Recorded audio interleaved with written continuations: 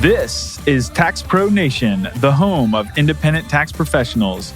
Find community, maximize your earnings, and live life on your own terms. I'm your host, Jeff Dolan, Vice President of Pronto Tax School. And I'm your co-host, Andy Fry, founder and CEO of Pronto Tax School. My grandfather started Pronto Income Tax in Los Angeles back in 1965. My father and I carried on the family business and became tax business entrepreneurs. I launched Pronto Tax School because I know that given the right training and tools, you too can experience the freedom the tax business can offer. I grew up with a dad who wasn't working all the time, who had time to spend with his 5 children, who could take us to the beach on a Tuesday if that's what he wanted to do. The tax business can be an ideal business for people who want that kind of freedom, but it's got to be done purposefully in order to work that way. And that's why we're here, to help you navigate your journey as an independent tax professional. Don't do it alone. Join the nation. Let's jump in.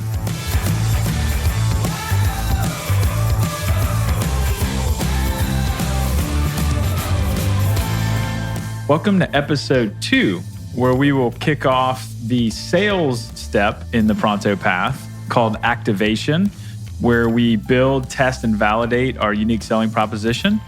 And just for a summary so far of all the 9 steps we're going to be covering in this series, I'm going to just list what they are real quick for those that are wondering.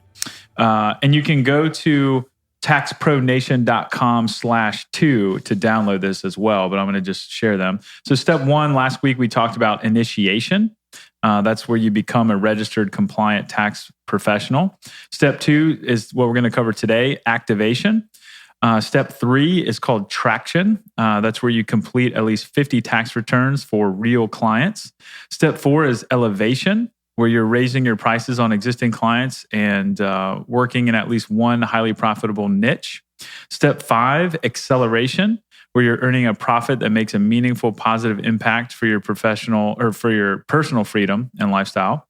Step 6, stabilization. Develop at least one profitable service other than tax preparation that works well with tax preparation. Step 7, multiplication. Train and mentor others in a way that benefits them and you. Step 8, transformation. Your business is profitable even when you're not there. And then step 9, fruition. That's where you leave your legacy. So I'm excited to do this series with you, Andy, and I cannot wait to do this episode because it's right up my alley. Yeah, I think I'm going to be interviewing you most of this episode and drawing on your extensive sales and marketing background. And I just want to emphasize, as you guys hear those steps of this path that we've built out, that we really felt, and I felt from my family being in the tax business for decades, that so many independent tax professionals, we haven't had a roadmap. We haven't had a what's the next step. And so this Pronto Path, it's not about us, it's about you, and it's about us all taking this journey together and realizing what are the next steps. Hey, I'm at this point. Well, what could be the next step that I want to take in my business to reach my full potential? So that's what this is about. This is the point of what we do. Thanks, Jeff, for spearheading it. And like I said, be prepared to share in this episode some of your own extensive sales and marketing background. I'll try. Be forewarned. I'll try. Great. So last week we talked about initiation, where you basically get registered in your state, you get your P10, you get your education, right? You maybe go work for a tax preparation business, find a mentor. You kind of get going in the business, either independently as an entrepreneur right out of the gate or working for someone else for a little while. Now you're starting to get into step 2 where you're saying, okay, how do I find what makes me unique as a unique business and what is my offering? Why is my offering unique? And when we say unique selling proposition, what do we mean? Yeah, that's a good question. I think that's a good place to start. So this activation phase is, imagine that you just became a tax professional. What's next?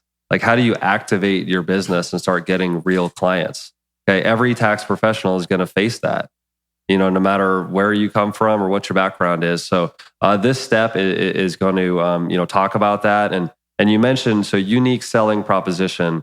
let's say, because a lot of tax professionals, like, we're kind of skeptical of marketing, so if I kind of seem skeptical as I'm asking about some of these things, just take it with a grain of salt. But Sure. but like, what's unique? Like, a lot of people do taxes, like unique selling proposition. What is that, and why would I need that?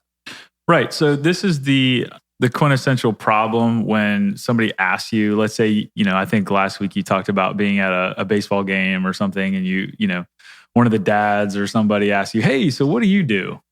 Well, I do taxes. Well, great, Bob, great, Jim. That's awesome. You do taxes. Well, how about that, pitcher? It's like, right. It's over at that point, right? You didn't differentiate yourself at all. You didn't give anything unique that could help who you're talking to, right? And he wouldn't even know who to refer to you at all because you were not specific enough, right? But if you came at it in a much different way and he asked the same question, what do you do? And to use an example from last week, you said, I do Ethiopian small business tax returns. Wow, that's very specific, Jeff. You really know what your niche is, and so unique selling proposition.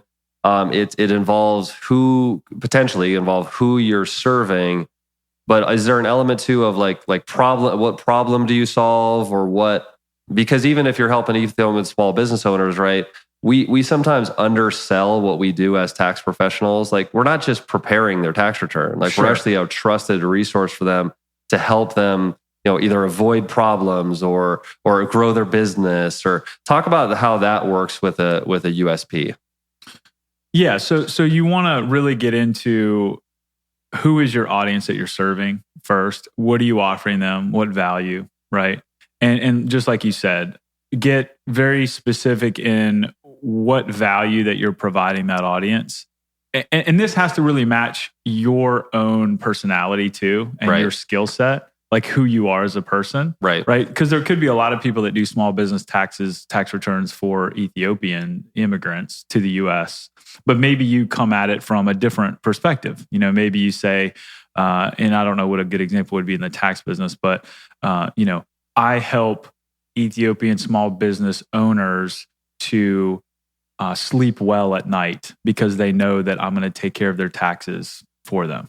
Right. And they won't have any problems, and they'll have somebody that they can trust if they ever did need help. Right. And I speak their language, and I understand what they're going through as an immigrant, right? All those things.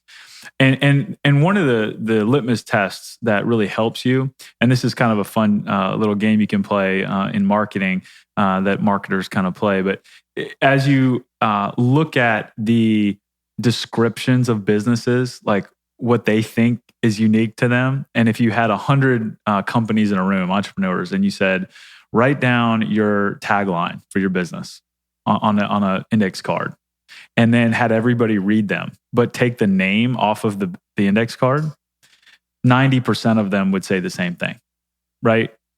We are your trusted source for whatever. We're respected in our industry. We're the number one whatever, right? Like, everyone says the same thing. And so that negates, you're just average at that point. Like, what makes you unique?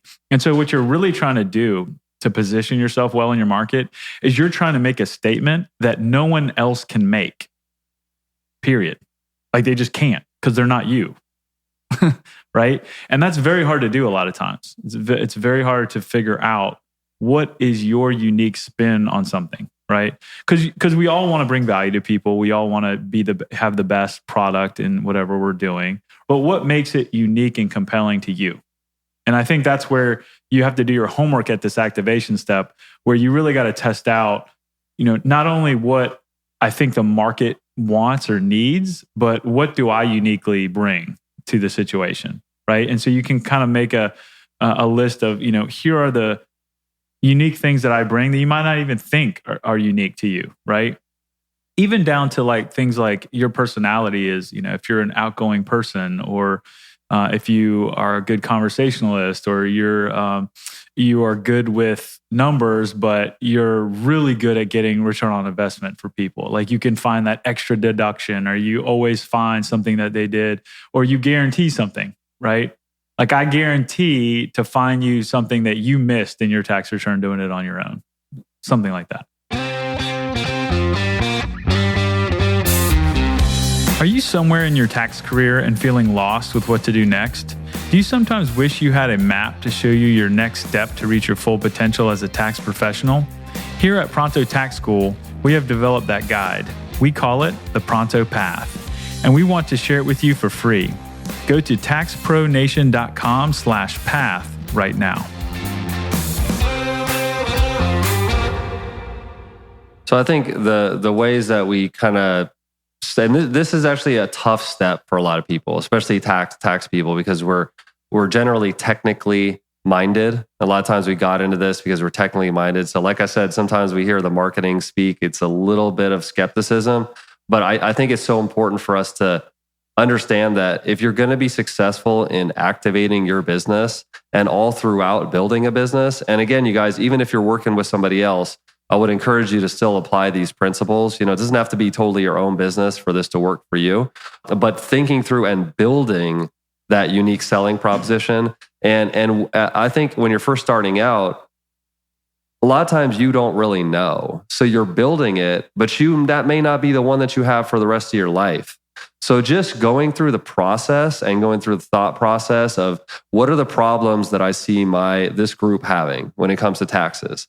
How can I solve those problems in a way that's very compelling? And then you build it. And I noticed that in this step, we were very clear to say you test it. Like you actually say it to other people. Right. That's the hard part, right? Right. Because you feel kind of silly. Yeah, if you're introverted, somebody asks you, what do you do? I don't know. I work hard. You avoid it, right? You don't want to, your tendency is to not test it out because it kind of sounds, it's so close. Like if you hit it right on the head, it's so specific and it's so compelling to you that it's almost embarrassing to share. You almost feel embarrassed when you first start testing it because it's so specific. You're like, oh, But with marketing is weird though, because if you're not outside your comfort zone, and even if you're not sometimes putting other people that you're marketing to outside of their comfort zone, you're not doing it right. You're not getting the attention that you need to grow your business. And so that's why I think a lot of people, they are uncomfortable. And I know I've felt this in my own career.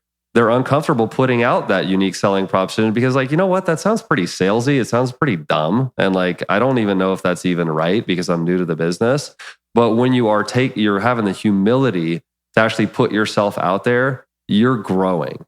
You're growing, you're outside your comfort zone, and you're going to get a real reaction from people. Like if you say it one way, the person's going to be like, I have no interest in ever working with anybody who ever thinks like that. Right. But if next time you say it a little bit differently, and maybe it gets a much better reaction.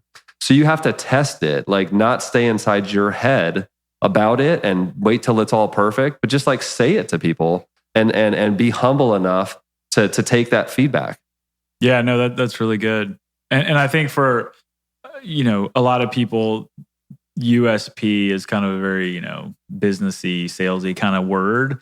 Maybe you've heard other terms like elevator pitch or purpose statement or mission statement, or, I think we're conflating a bunch of different definitions here, but I think the idea is what is the shortest, most concise description of what your business is and what it does, right? And what does it mean, right? And so if you can consolidate that into one sentence or the shortest phrase you can, kind of like a tagline or a slogan for your business, but make it very unique to you, I think that's the differentiator is what we're really trying to get at. Yep. And so, just a couple examples from tax specific, business owners that we've worked with and helped them form a USP. We had one client, Moe in New York, that defined her USP as I help busy working professionals take care of their taxes in the most convenient way while still getting the maximum tax benefits. So she focused a lot of her business on making it easy to get her the documents, securely, without needing to drive somewhere. We had another client that, said, I help people who have a full-time job and are building a side business to maximize their deductions and lower their taxes without doing anything illegal. So those are just a couple tax specific, and not that they're perfect or whatever, but just think about when you say what you do to somebody, you can either say, I do taxes. And meanwhile, you're just starting out and you don't even really do taxes. Like you're just Right. like getting started, right? So I do taxes. It's just like, do you like it? It's just like a conversation killer versus you're saying you're taking control of your perception by another person and you're humble enough to take feedback. If the person says, like they think you're a weirdo or they think that's like way too specific. I mean, at least you're getting feedback, and that this activation stage to me is all about getting outside of your comfort zone and taking those actions that you don't need to get a result for the action to be worthy. Right. And so talk to me a little bit about with your sales background, because I think that's something where a lot of times in life we base the value of what we're doing on what result that we're getting. And that's what makes it really hard when you're starting out, because you're trying to introduce your service. And remember, you guys, everybody else when it comes to taxes is doing something else already. They're either doing their own, they're going to somebody else. So there's inertia. Talk to me about like measuring your success when you're starting with something, or even just in sales in general, by activity as opposed to results. Like, what's your thought process on that based on your experience?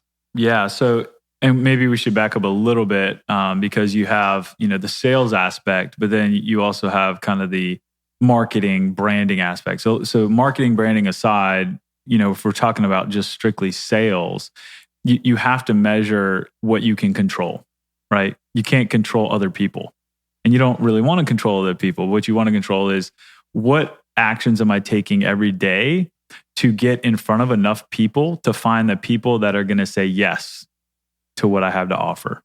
So you want to actually get to know as fast as you can. So it's actually in this testing phase, you want people to reject you as fast as possible because that tells you whether they're a prospect or not, right? If I keep talking to a bunch of people and they are just being polite to me and engaging me in talking about my business, but they're never going to say yes, then I'm just wasting my time, right? So I want to actually spend my time with people that can say yes to me. And so when I'm in this testing phase and I'm giving my quote unquote sales pitch, which really don't think about it like that. A lot of people don't like that word or that phrase. It's really, you're just trying to find the people that you can help the fastest. That's really what it comes down to.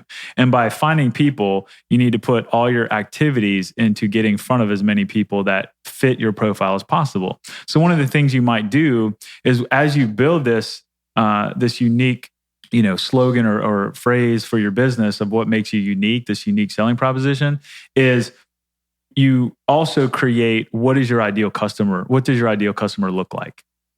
And then you can map out, okay, here's what my ideal customer looks like. Where do they hang out? Where do they hang out online? Or where do they hang out in person in my town? Are they in certain, club meetings? Are they in certain meetups, certain gatherings? Do they go to certain, sports events or, anything where I can actually test out this, on them. and you can be, totally open about it. Say, look, I'm thinking about starting this business, helping these kind of people. And I really think I have a passion for helping them in this way. Do you know anybody like that? Or does that resonate with you? Right. And you start testing that and people will either say, wow, that sounds really helpful. Like I actually do know a business that's struggling right now. My friend just mentioned that, he tried to do his own taxes and it's a mess and, he's going through a divorce and whatever. But yeah, from what you said, if you just help people going through divorce with businesses, that's amazing. Like I can refer you right now, and I know a friend. But you have to put yourself out there, and you have to focus on how many people am I getting in front of with my message to actually find those yeses. It's funny, like I always think about it like this: when you were dating, you wanted to get married eventually, right? The purpose of dating for most people is to find a mate. I'll leave it at that. Okay. So you want to find a life partner, right? So you go through all these dates. Well, most 99.9% of the dates are not going to work out, right? Like the answer is no, ultimately, to marriage. So you're only looking for one yes, right? So So, now your business is not like that, but it's similar in that there's a very small number of yeses and a very large number of nos. And so if you can look at it with the right mindset, you can be okay with sales, quote unquote. Because really, all you're doing is you're going through the no's to get to the yeses. And the yeses mean your life changes and your customer's life changes. Your client's life changes, right? So it's actually a positive thing to hear all those no's. And so that's the mindset you got to have. And I think too, when you're building your business, you are taking feedback. You're taking feedback from people and you're adjusting based on that. Like maybe the market that you thought needed your help is actually a totally different group of people that ends up gravitating to you. And that often happens in the tax business. So having an open mind, putting yourself out there, realizing that it's a numbers game. And so I wanted to mention something that we focus on as well, Jeff, in our business opportunity program where we help people start tax businesses, is understanding the difference between marketing versus sales. And you made that distinction of those being two different things. A lot of people do not realize that in this activation phase, marketing to me, and let me know if you agree, marketing is getting attention. You're getting attention, ideally from the people that you're best suited to serve with the right message in the right place. In other words, where they are. Correct. Yeah. So that's marketing. Sales is actually causing them to pay you.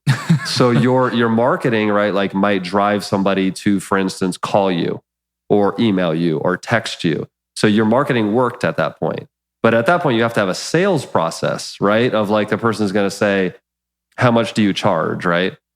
How you answer that question is part of your sales process. And if you answer it one way, you're going to get a lot different results than if you answer it in another way. Yeah. So looking at both of those pieces of your activation phase of like, is my marketing getting me attention from the people that I'm looking for attention from, telling them that the right message that, hey, I'm a solution, possible solution to your problem, and I'm talking to them in the right place, versus sales is like, oh, like somebody called me. You're like, this is it. Like, this is real. And they're talking about like possibly doing business with me. So sales could be, your sales process could be, are you looking for an appointment? Are you offering a free quote? Like, what's your offer? I'm thinking about doing business, calling you, right? You've got to have that sales process in place as well to start, having your marketing pay off. Does that make sense? Yeah. And think about it. So the way I think about it is, marketing starts the conversation, right? It gets the conversation started. And the sales person's job is to create an honest conversation, right? Because you actually want to get to a yes or no. That's what you want to do. And you want to get to a yes, meaning they pull out their wallet, right? And they hire you. And so marketing is attracting the most people possible so that you can get the numbers in your favor. And then the sales process is basically creating that honest conversation, like you're saying. They're trying to find information to see whether they're going to do business with you, and you need to have that information. You need to have that honest conversation, and you need to make them feel comfortable enough to have that conversation. So it's not an adversarial thing. This is not like trying to buy a car where it's like you're doing this dance trying to negotiate, right? It's basically like you're saying, look, this is who I help. Is that you?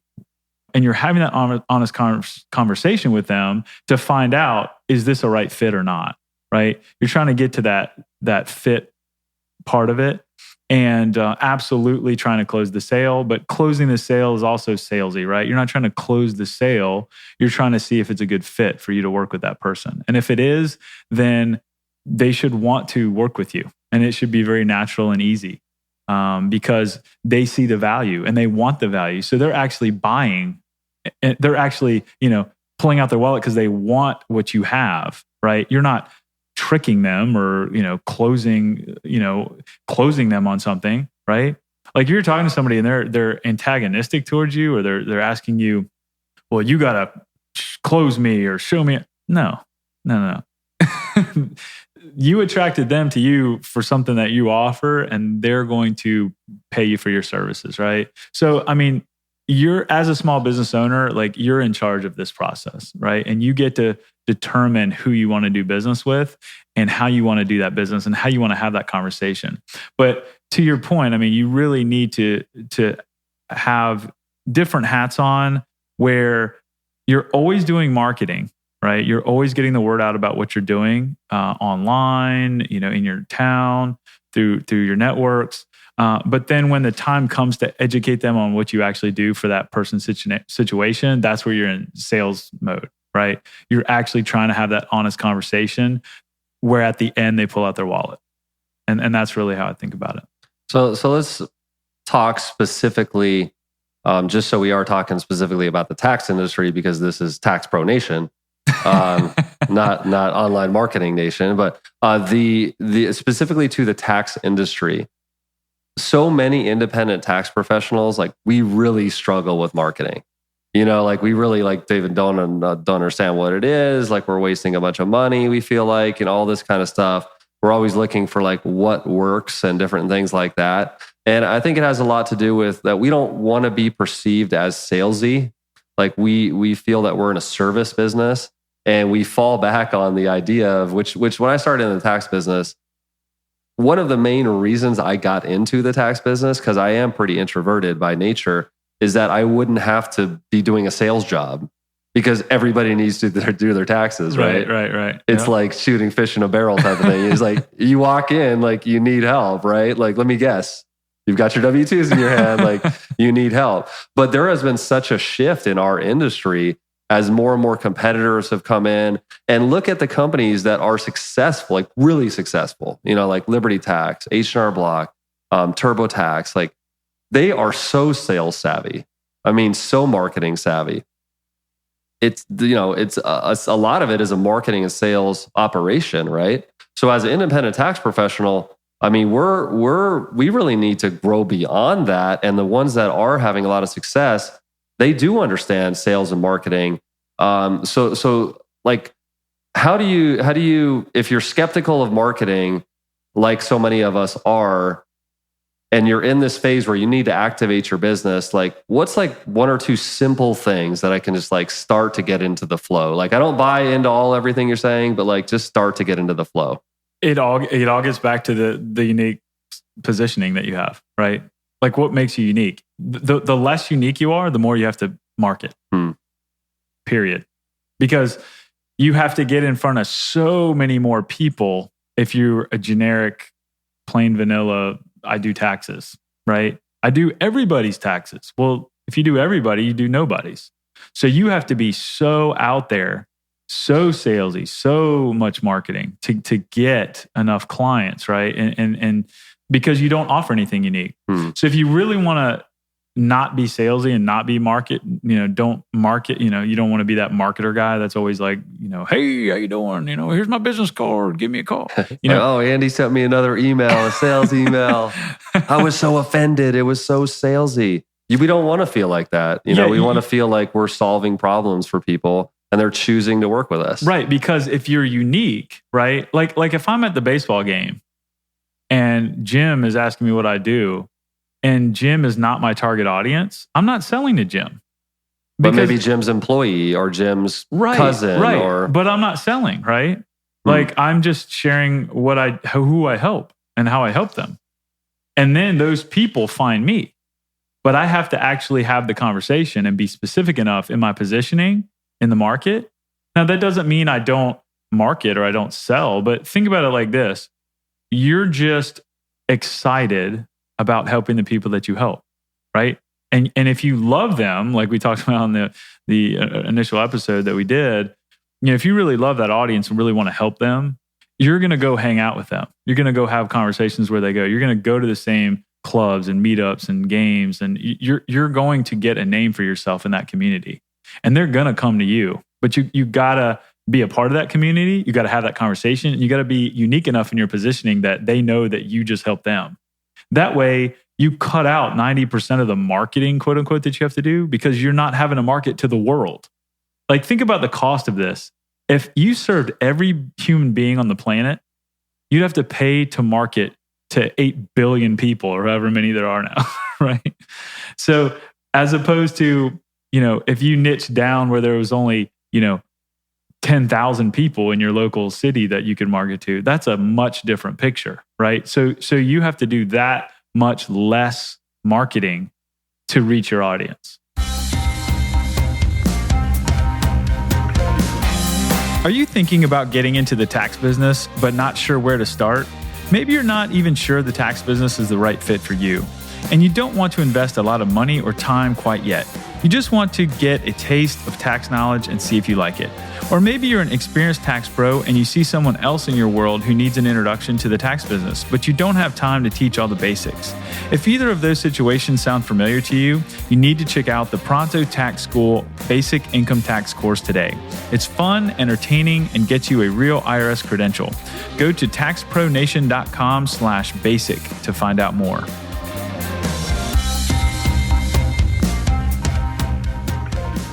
And a lot of people would hear this conversation, they think, well, I'm not just going to do taxes like for one type of person. And like, yeah, I know. Like we still have the benefit of everybody needing to do taxes. Like we didn't, or needing some kind of tax help. So every single human being, man, woman, child, anybody that you talk to is a potential client at some point. It may not be right at this point, but at some point. But your marketing involves expending money and time. So you want to do that strategically. The other clients, they come along. There's right. Somebody's that's brother right. or there's right. So that's not really like you're going to pick that up regardless. But when you're in this activation phase, to me, it's all about you owning your own activity, not validating off what other people are saying yes or no to. Because remember, again, everybody else is doing something else. So they may even hear you and they like your unique selling proposition. They could see themselves working with you, but they're going to wait a couple years until they work with you because that's how taxes are. But a lot of people don't want to be the first one jumping in the pool. You know what I mean? They want to know, okay, you've been around a couple of years, etc. So you're planting seeds, and I want you to talk a little bit about follow up, because that's the thing is like sometimes when you're in this activation phase is you could have a good conversation with somebody and they could actually feel like a great fit and they choose to not work with you because their other tax person has all the records or it's just a hassle. They just don't want to switch. That's right. And that's going to happen. So sometimes we get our feelings hurt. Like it's like, I really thought like I was going to get a second date, but it's not really like that. Like they'll probably be unhappy at some point in the future. So like, setting up some processes to keep in touch with them or to, you're really good on follow-up. Like, what does that mean for us when we're in this activation phase? Yeah. So I'll give you a good analogy. So photographers, right? Like if you wanted to hire a photographer for a very specific purpose, say your wedding, would you go hire a guy that just markets themselves as, I do photography. I take pictures of skyscrapers and landscapes and animals and babies, and sometimes I do weddings. Anything you need. Or do you hire the guy that's like, all I do is wedding photography? You're hiring that guy, right? Why? He specializes, right? And then when you get to follow up, let's say he shoots a wedding, right? Does a great job. The pictures come back. Everybody posts them on Facebook. They're all liking them up. Man, this guy's amazing. But most of the people that went to that wedding, they're not getting married right now. But there was a lot of people that kind of, hey, I met that girl over there. I met that guy over there. Hey, he looks at. Years later, some of those people that went to that wedding are going to get married. And if you didn't follow up with anybody or you didn't have any sort of process to identify folks that were about to get married in the next 5 years and keep in touch with them, you just lost a bunch of business.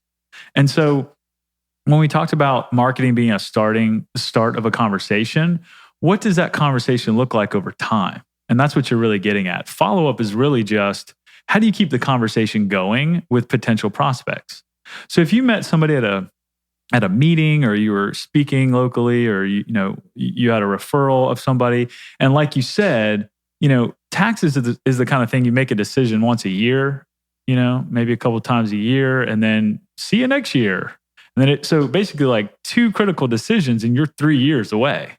That's crazy, right? So you really have to think about, how am I continuing the conversation with them over those years so that I do, when I get another chance to do business with them, I'm top of mind.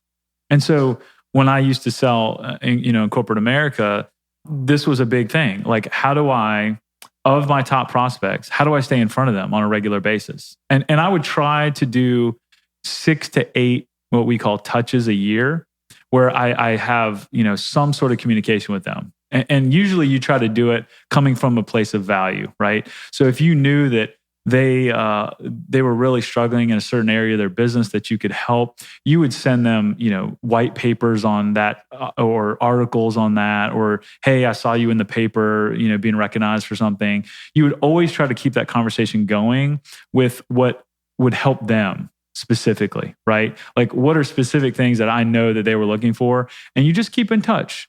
Send an email, send a voicemail, leave a message, whatever. But keep in touch with that person over time. And that's why it's really good. All good salespeople have some sort of CRM or customer relationship management tool. You don't necessarily need it if your niche is so small that you only have like a handful of clients that you just have in your phone and you can remember, each case.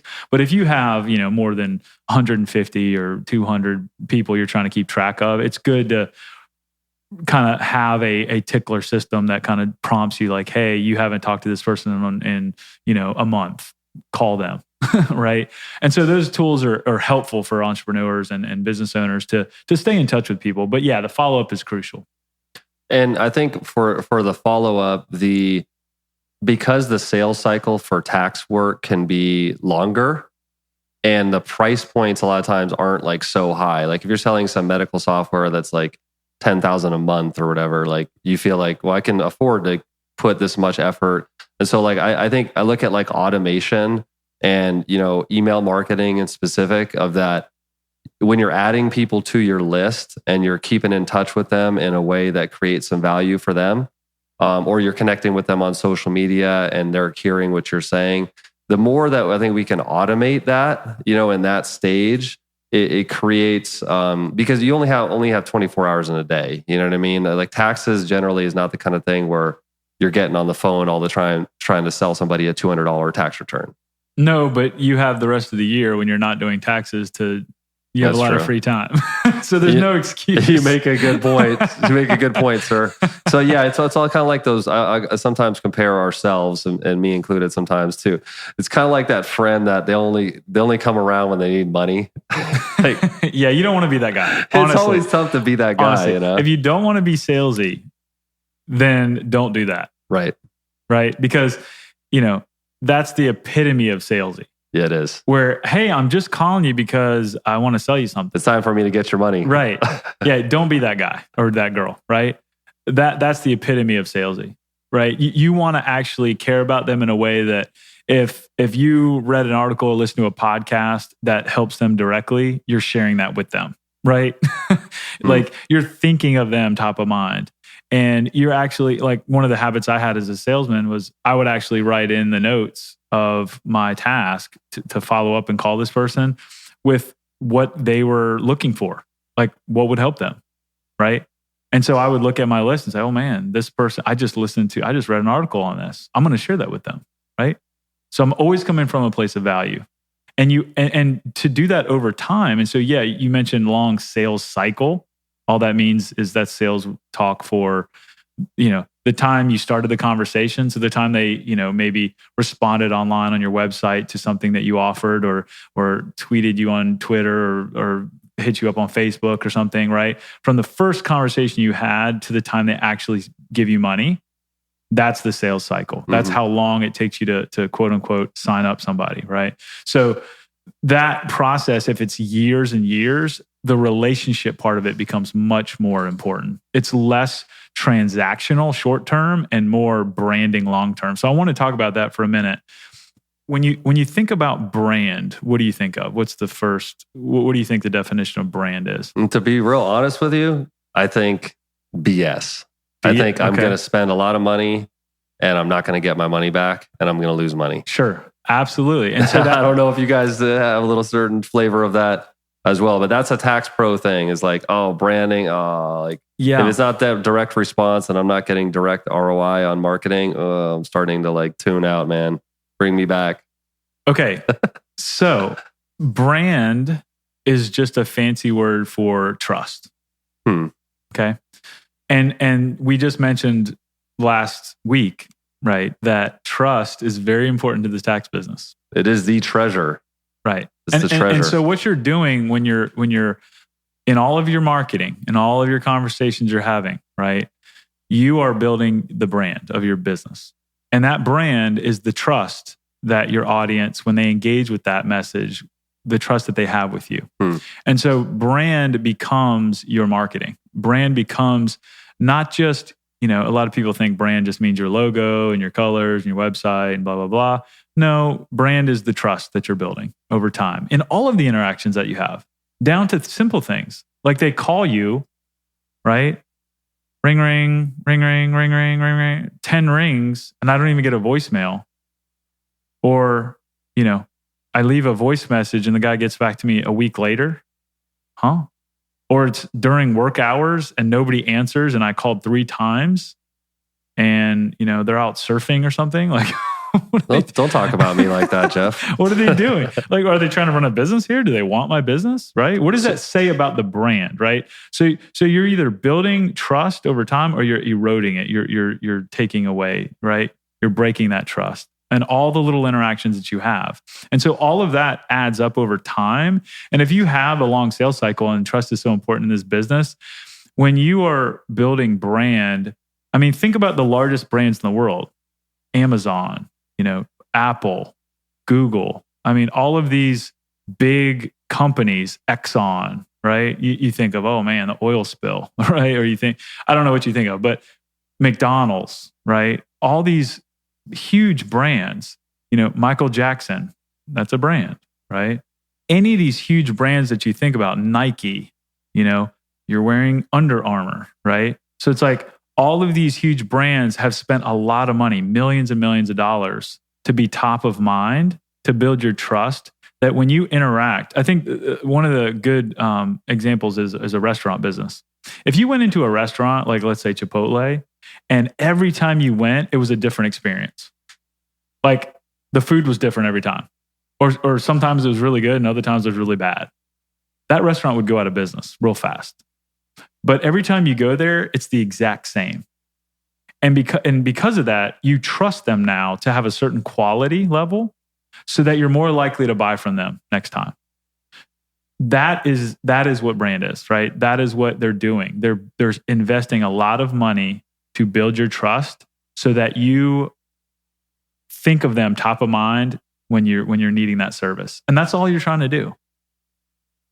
I think that's a good way to think of it. I haven't thought of it that way, as branding is essentially building trust. And something that comes to mind, again, just to keep it specific to the tax industry, is one of our most successful Pronto Tax School members is Rod, actually based out of Encino, Rod and Ryan. And their company is called Gotta Do My Taxes. And I think that they did a fantastic job from the beginning of their business. This name, like Gotta Do My Taxes, they specialize and focus on working with people in Los Angeles. How'd they put it? Originally, they were starting out, they had a really clever way to put it. It was for cast and crew and everything else you do. So somebody that like they're working to make ends meet, they're a server, they're whatever, but they're also an actor, they're also a writer, they're also a producer. So entertainment industry. And it was like, gotta do my taxes means like not want to do my taxes, like gotta do my taxes. I gotta get it knocked out. And it had like a I forget what you call those things, the little thing that you clip down, the film thing. What's that called? The clapper. The clap car or clapper or whatever it's called. They had that as their logo. So it's very clear that it's an entertainment business thing.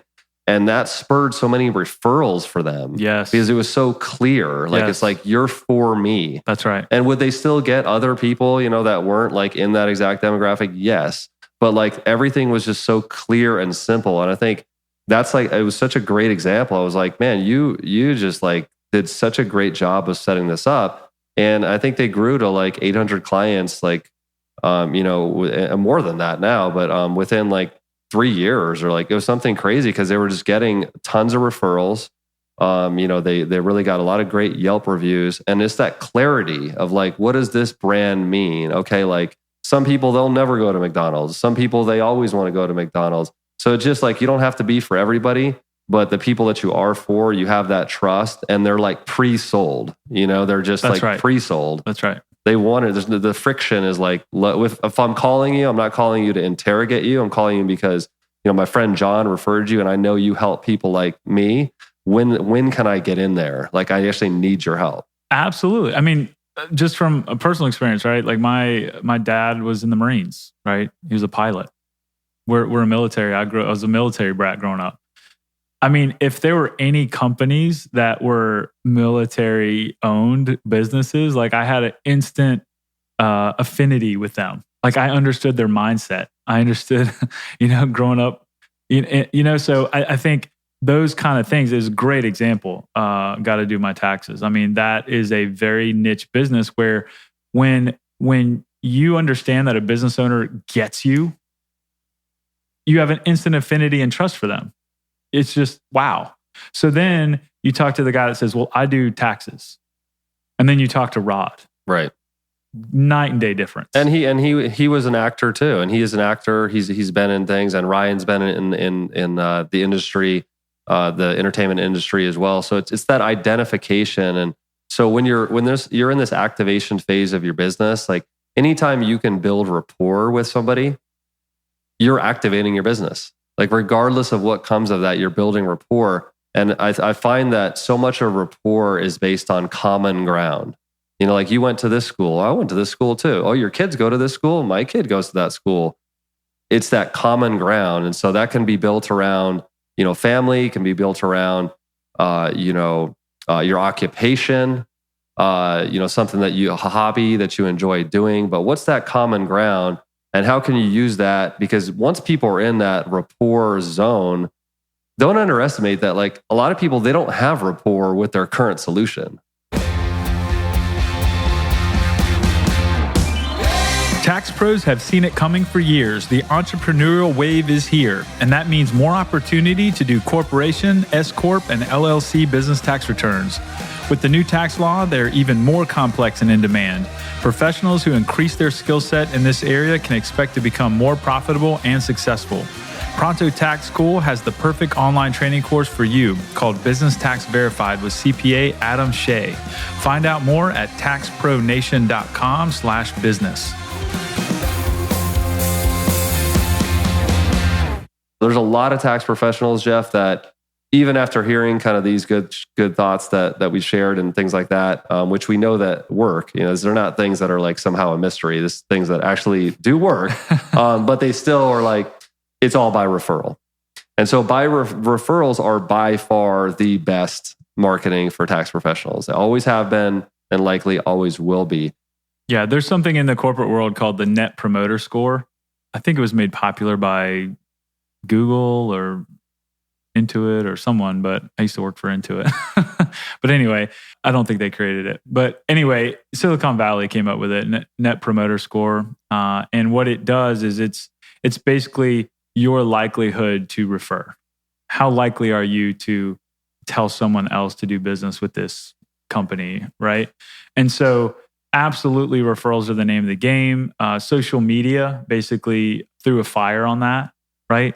Because if I'm friends with somebody and I share something, you're basically giving a referral to your network, right? Online. So it's very, very powerful. And if you're old school, if you're 60 and over listening to this, and you've been skeptical of Facebook and Twitter and social media, that's really what that means for your business. It's a master referral source, right? Because if somebody believes enough in your service, right, to share your link with their entire network of friends and family online, that's huge. That's more exponential than them just going to talk and call one or two people like they did in the past, right, on the phone. I mean, this is like instant. They're sharing with everyone, and people are seeing that. So I think, referrals are the best way really to grow your business. But I think in today's definition where there's social media and, the internet, that is a much broader definition now than it was in the past. And so I figured we'd kind of start to wrap up this episode about the activation phase of your tax journey. And remember, this applies if you have your own business, if you're working in somebody else's business. All of these things are applicable to you. Or also if you're mentoring someone else in the business that's trying to build up in their activation phase. If you are in this phase, these are the kind of things that are going to help you, get those first 50 clients, which is what the next step that we're going to talk about, which is traction. So before you can get traction, you've got to get that activation going. And so I want to share just a few tips about having an effective referral machine, effective referral program. Is first of all, being extremely conscientious about when you get a chance with your first, say, 10 clients, 20 clients, doing a great job. Because like just asking somebody to refer a referral when they don't feel really like I love this service is not as powerful. So you got to concentrate on doing a really great job, first and foremost, doing good work, and having the person have as pleasant of it. It's still taxes, so it's not always going to be 100% pleasant, but doing a great job, step one. Being specific with the person who you should refer me to. That's right. Yep. Do you know any other people like this that have this and it matches up with all of the previous conversations that you've had with that person? Do you know anybody that's just like is super busy and maybe they just like feel like tax is a huge hassle? And it should be similar to them if you're doing it right. Exactly, because they're probably gonna, birds of a feather flock together type of thing, right? Right. So somebody that's super busy and wants a really convenient experience, but wants to still get their maximum tax benefits. Do you know anybody else like that? So you might be listening and thinking through, what is my unique selling proposition and testing it. But you might be saying, well, what if I tested different audiences, right? Like what if I chose 5 different niches to just try out, and I had, how do I build referrals off that? Or is now really the time to be doing that? I think there's going to be some, like anything where you're starting something new, you're going to find your own path. I'm very big on it's like we try to help people build their own business. At the end of the day, look, you're the decision maker. If you want to try out 2 or 3, I wouldn't try 5 niches, but 2 or 3 and see which one starts to build up for you and even have a couple different messages. I think that's fine. It's what you decide to do. But when you're sitting down with that client, or even somebody that you weren't able to get as a client, but you could tell that they liked you, being specific about who you want that person to refer you to. Right. Do you know any other people? It sounds like maybe this isn't the best time to help you out because of XYZ. That's totally cool. Maybe later. In the meantime, do you know any people in this situation? Perfect. Yes, that's excellent. Right. And that should be a part of your sales process, your conversation you're having. So or part of your, just normal business operations. At what point in your process do you ask for referrals? Exactly. Like sometimes David, our sales trainer, he does a really good job of seeding a referral earlier on in their interaction. So it's like, hey, I'm about to just do a great job for you right now. It's like awesome to get a chance to do this. I'm going to totally crush this for you. When I take care of you in a great way and you're really happy, would you consider referring me to friends and family? It's hard to say no to that. What are you going to say? At the No? start, right. Yeah, they could mess up your taxes if you say no. But that sounds very confident for somebody at this point. Sometimes you got to fake it till you make it or act as if. I'm not saying to do that. Again, it's all about you doing what works for you, what's in your voice. But don't be afraid to be a little bit bold. And I would say too, with a couple more tips here for referrals, is always remember that people refer because it's going to make them look great. Yep. It's because it's a social thing. And so you have to assure them, it's subconsciously or subliminally or however you get the point across to them, is that when you refer me, you're going to look great. That's right. You're going to look like a genius because your friend is going to get their problem taken care of. It's not about you just doing me a favor. It's about you looking great. And you don't have to manipulate that at all. Just do a good job. Yeah, and that's why it goes back to doing a great job in the first place, right? Yeah, if you're doing a good job, you don't have to worry about that. It'll take care of itself. The only thing you have to remember is ask. The ask is key because nobody's just going to refer. You got to remind them that, hey, I'm trying to grow my business. This is what I'm doing. Do you know anybody? Right? Yep. And so I want to add on something to ask was my next thing. Like, hey, it sounds obvious. Ask for the referral. I wanted to add something too in today's day and age where we feel like we're so distracted all the time is is see if you can build some immediacy to your referral. Like, can you recommend me right now and tag me on Facebook? Can you, send a text to this and include me on the text? What's the immediacy that when they walk out and they have a million other distractions? And then adding on to that is to create an incentive for a referral, a little reward of some kind. And last but not least, just being really easy to refer. Looking at your client group and saying, hey, are they social media users? Are they email users? Do they use paper? We're going to mail something to their aunt or whatever it is. How is it so easy for them to refer? And the easier you make it, the more referrals you're going to get. So I know a lot of people are going to listen to the activation stage and they're going to say, like, I know referrals are the best way to do it, but how do I actually start building up referrals when I don't have that many clients? So if you just build yourself a little checklist with some of those tips and repeat and do them every client that you do get, that's how people build their businesses. Yep. And you have to be patient. Like you said, I mean, this is the long game. If you're doing it right, if you're choosing your audience the right way and you're offering a good service, hunker down, and build your business over the long term and it'll pay off. And that's why we often do recommend in this activation phase that you don't put yourself under too much financial stress and strain. Correct. Because everything that we just talked about, you can build up as a side business. That's right. Okay. And make an extra 10,000 or 20,000 or whatever it is, until you're making a full-time income, right? As opposed to if you really need the business, you're going to every networking event, you need this money now to pay your bills. It's a different dynamic, and it's not quite as fertile ground as you're prepared to be a little patient. You're planting seeds. Those seeds, they sprout up over time with some watering. They don't just sprout up the next day in most cases. You mean I can't go to the gym and just get huge muscles after one workout? I'm going to try later today for myself, but I don't think it's going to work out. Great. Well, this has been awesome. Another week of fun with Andy, and this has been good. All of the show notes for this episode can be found at taxpronation.com/2. We have actually created an infographic of the Pronto Path, so you can see all of the steps in one place. Go ahead and download that on the same page. We hope this episode made your life a little bit easier and more profitable. Join us next week as we continue down the Pronto Path. Take care.